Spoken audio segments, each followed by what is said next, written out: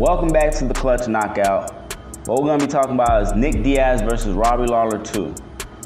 Nick Diaz versus Robbie Lawler was probably as close to the worst outcome possible from a Nick Diaz fan's perspective.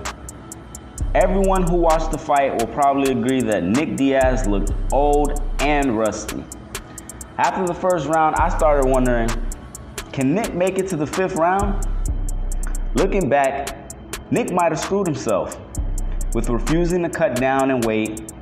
Nick was supposed to fight Robbie at 170 pounds, but refused to cut down, and he wanted to fight at 185 pounds.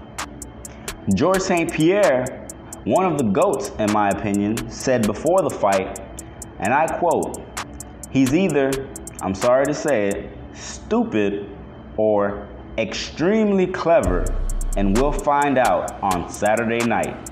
And unfortunately for Nick, it looks like he was stupid.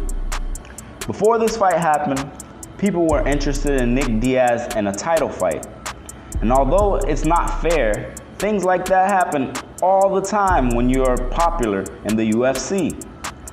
They like to make the fights the fans want to see. Even Nick himself was calling out Kamaru Usman. Now, Robbie Lawler totally embarrassed Nick in this fight. He made Nick look like he didn't even belong in the ring with him, in the octagon. It was almost a complete flip from the first fight.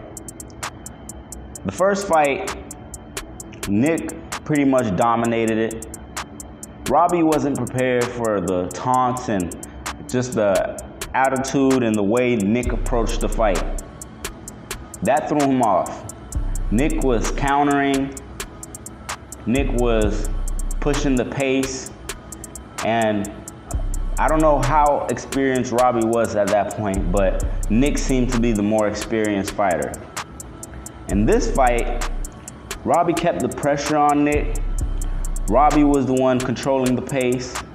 Robbie was countering, and I was really impressed with his improved stand-up game. You can tell he really worked on his craft over the years and has become a better fighter.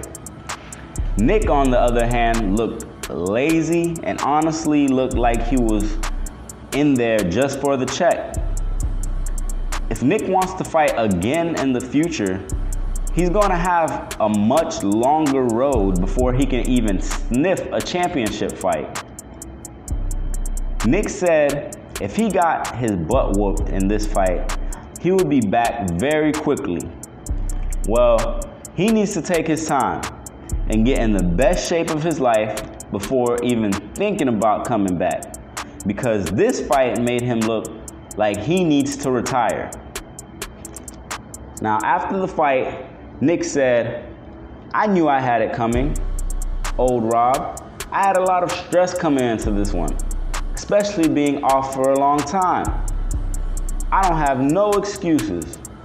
I had a long time off, and I know I had it coming." Some people are calling Nick a quitter. They're saying that he quit in the fight and that he could have continued. And although that might be true, I think what Nick did was the right thing by not taking any more damage than he needed to. Everyone could tell Nick was losing the fight. And to me, Nick looked very tired, even after the first round. It was only going to get worse from there. So I'm glad that he saved himself from any further damage. Hopefully, if he does decide to come back, he is very prepared and then gets in the best shape of his life or close to it. Because Nick looked very, not fat, but he looked bigger than he was supposed to be. He looked sluggish.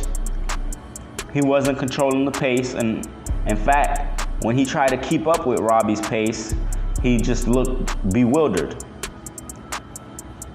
Now, let me know what you guys think about the fight. Do you want to see Nick Diaz back in the octagon? Do you think Robbie Lawler outclassed Nick in this fight? Do you think Nick should retire? Let me know. Like, subscribe, and leave a comment. I appreciate it.